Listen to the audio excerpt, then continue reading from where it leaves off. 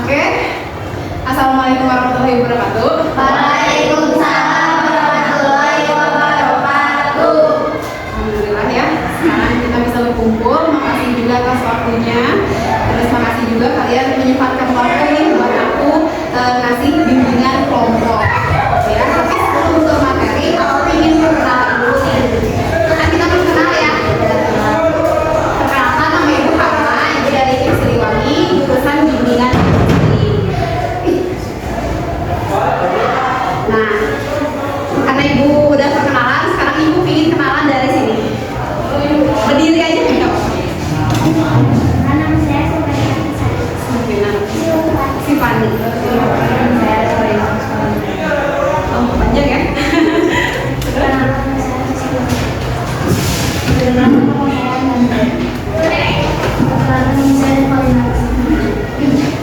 Andini. Nama saya Andini. Oke.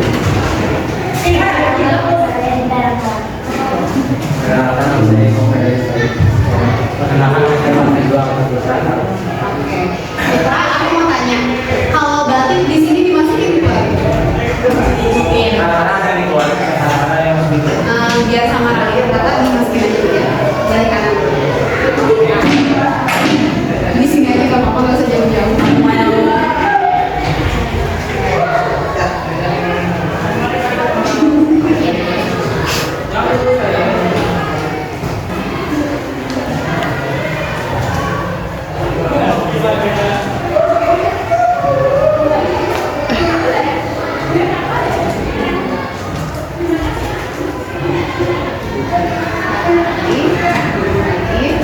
Nah, sekarang kita masuk ke bimbingan kelompok. Sebelumnya ada yang pernah dengar nggak nih tentang bimbingan kelompok?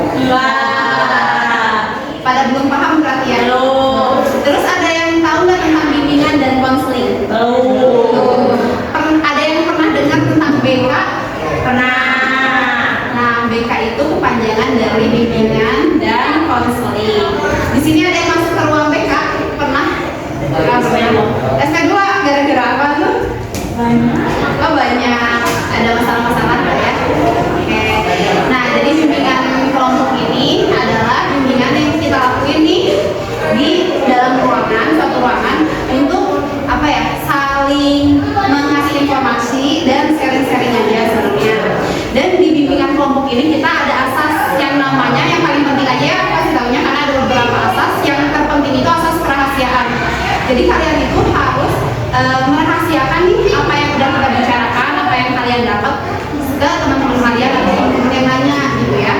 Terus ada asas kesukarelaan. Di sini kalian dengan sukarela boleh berpendapat tentang apapun itu yang ada di pikiran kalian pribadi, boleh banget ya.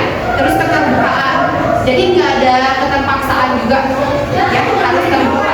Tapi tetap harus menjaga rahasia, karena kita kan bimbingan kelompok ada asas kerahasiaan gitu. Terus apa lagi ya? Oke, kita sebelum masuk ke bimbingan kelompok, kita berdoa dulu aja ya. Oke, Ibu pimpin berdoa sebelum melakukan kegiatan di luar.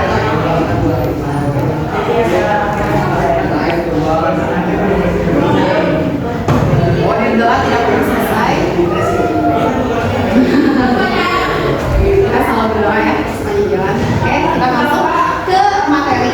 Sebenarnya Ibu sekarang membawain materi tentang manajemen waktu. Di sini ada yang bingung nggak apa sih manajemen waktu? Bingung. Kalian udah bisa ngatur waktu kalian belum? Ngatur antara waktu sekolah, main, belajar, udah bisa ya. Jadi di sini apa yang kalian tahu deh tentang manajemen waktu atau ngatur waktu? Ada, kalau ada yang mau berpendapat boleh acung tangan. Putra boleh. Siapa? Oh, nggak ada yang ini ya, nggak ada yang berani ya. Padahal apa-apa berpendapat aja karena tidak dibenarkan dan tidak disalahkan. Jadi manajemen waktu itu adalah ketika seseorang menggunakan waktunya dengan optimal dan dengan kenapa? Nggak apa-apa, ngomong aja. Jangan takut, dengan optimal dan dengan baik dan ada tujuannya, gitu ya. Jadi orang yang bisa manajemen waktu itu bisa mengatur waktu dia dengan di jangka panjang dan di jangka pendek. Contohnya di besok hari. di jangka panjang, contohnya seminggu kemudian atau sebulan ke depan. Itu jangka panjang dan contoh jangka pendek. Terus manfaat dari manajemen waktu ada yang tahu nggak apa aja? Boleh? Itu? Ini? Enggak, malu. Nggak apa-apa, boleh kacang aja. Nggak apa-apa, keluarin aja. Nggak akan aku benarkan, nggak akan aku salahkan. Nggak berani ya? Nggak tahu. Jadi manfaat dari manajemen waktu itu bisa meningkatkan kualitas diri kalian dalam manage waktu kalian. Jadi kalau misalkan kalian nih banyak PR ya? Banget ya. Kalian bingung nggak cara beresinnya gimana? Sedangkan di kliennya 2 hari kemudian atau 3 hari kemudian, bingung nggak? Kalau kamu nggak terlalu. Kenapa? Boleh tahu nggak Ibu alasannya? Kenapa? Jadi kalau kamu tipenya yang pulang sekolah menjadi PR, tugas. Oke, bagus. Ya, apa sih, standar orang kan beda-beda ya. Terus ada yang tahu nggak, misalkan nih kalian ngerjain PR, terus kalian punya rasa males, itu dari mana? Ada yang tahu nggak rasa males itu dari mana? Dari diri sendiri ya. Jadi perlu ya. Ya, betul. Jadi manajemen waktu itu bisa meningkatkan kualitas diri kalian. Terus manfaatnya nggak akan bikin kalian stres karena kepikiran tugas yang belum selesai. Ya, jadi orang-orang yang bisa manage waktu itu rata-rata mereka punya apa ya? Kenapa? Punya pikiran mengenai besok mau apa ini. Misal orang-orang yang bisa manage waktu itu mereka punya to-do list-nya sendiri. Besok aku pulang sekolah di jam 1 siang, pulangnya aku mau ngerjain tugas. Enggak deh, aku mau main dulu misalnya, nongkrong dulu sama dia. Kalian bikin jadwal sampai setengah 4, pulang setengah 4, kalian masuk lagi. Pulang rumah setengah 6, lalu kumpul sama keluarga, makan malam, udah beres makan malam langsung tugas. Nah itu salah satu rencana jangka pendek ya. Terus jangka panjangnya, misalkan kalian di jangka panjang nih sebulan ke depan mau kayak gimana, kalian harus sudah punya to-do list-nya. Kalian harus sudah punya rangkaiannya biar kalian bisa manage waktu kalian, gitu ya, biar lebih bermanfaat. Karena orang-orang yang susah manage waktu rata-rata mereka bisa stres, depresi, atau mereka bingung harus ngapain ya, jadi kebingungan sendiri gitu ya. Terus orang-orang yang susah manage waktu juga rata-rata mereka kurang disiplin dan selalu tidak pernah tepat waktu ya, balik lagi ke disiplin tadi. Terus tujuan dari memanage waktu itu apa sih? Ada yang tahu? Tujuannya itu untuk membantu kalian memaksimalkan waktu sebaik mungkin selama 24 jam ya. Selama 24 jam punya waktu yang bermanfaat dan semuanya diisi dengan bermanfaat. Nah, mungkin materi pembukaannya segitu dulu. Ibu ingin kalian nonton video dan kalian simak. Nanti Ibu tanya pendapat kalian masing-masing mengenai video ini, gitu ya.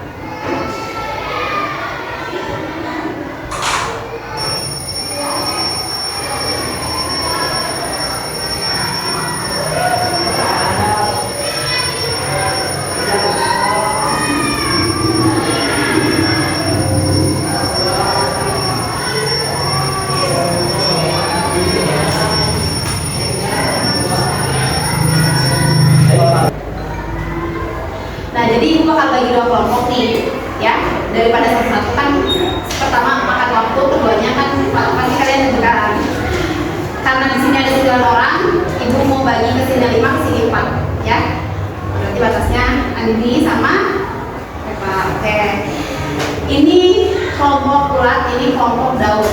Ibu ingin tahu nih, kalian berembuk ya, kalian diskusiin apa yang kalian dapat pahami dari video tersebut.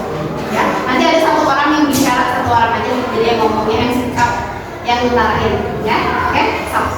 Dikasih waktu 1 menit buat berdiskusi. Oke, siapa yang mau duluan? Putra. Nah, kalian dulu, boleh. Suaranya yang lantang ya, maafin catat. Berdiri aja, nggak apa-apa nih. Berdiri aja, berdiri.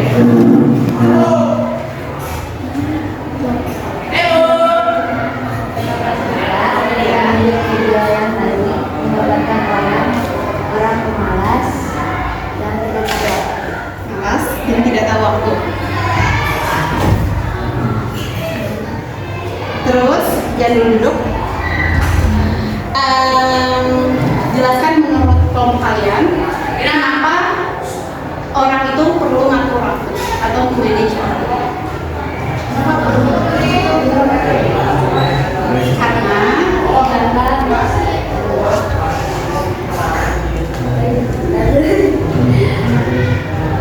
kan contohnya tadi ya udah ada. Terus di sini kan kata kalian ini contoh orang malas dan tidak tahu waktu. Nah, kenapa orang itu harus bisa manage waktu? Karena waktu ungkapin aja, nggak ada yang benar dan salah. Karena waktu itu pergi.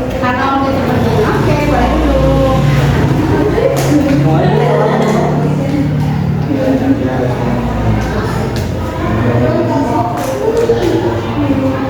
Ayo, Putra. Udah keinget baik.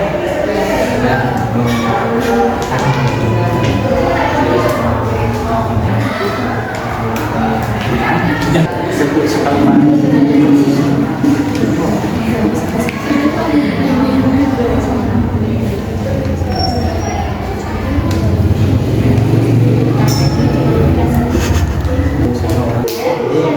dari video itu ada seorang pemalas dan tahu waktu karena pemalasannya. Jadi seseorang itu kayak stres dan kalian itu Stres dan depresi. Oke.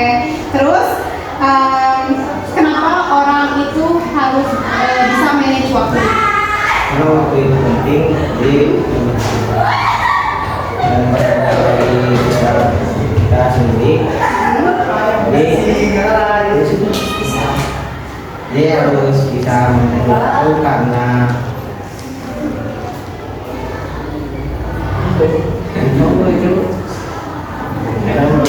Sendiri gitu ya. Oke, diri sendiri. Oke, boleh duduk. Nah, jadi kesimpulannya di sini Ibu melihat nih dari pemikiran kalian ya, dari ungkapan pikiran kalian itu sebenarnya hampir sama. Dan memang benar apa yang kalian ungkapkan itu adalah tipe orang yang malas, ya, depresi dan stres tadi benar ya, karena dia banyak alarm dia, terus banyak mundur waktu, akhirnya dia stres. Dia kerja aja kepikiran alarmnya, ya kan? Terus mandi aja sampai kepikiran alarmnya lagi. Itu ciri orang depresi dan stres akibat waktu dan nggak bisa manage waktu. Gitu. Waktu penting buat siapa? Buat diri sendiri dan buat masa depan kita juga. Gitu ya. Jadi kesimpulannya di sini minta kalian bisa lebih ngatur waktu lagi. Mumpung kalian masih kelas 8, kalian masih remaja, ya. Proses hidup kalian masih banyak yang harus kalian atur di kemudian hari, dan banyak juga yang harus kalian tangani di kemudian hari, gitu ya. Oke, mungkin sekian. Ibu senang banget nih bisa sharing sama kalian. Ibu harap kalian lebih bisa ngatur waktu juga, dan ibu ingin kalian lebih percaya diri lagi ya, ungkapin, jangan malu-malu, nggak apa-apa. Di sini kita sharing, nggak ada yang benar, nggak ada yang salah, kita sama-sama belajar, ya. Mungkin sekian dari ibu. Terima kasih. Assalamualaikum warahmatullahi wabarakatuh. Waalaikumsalam.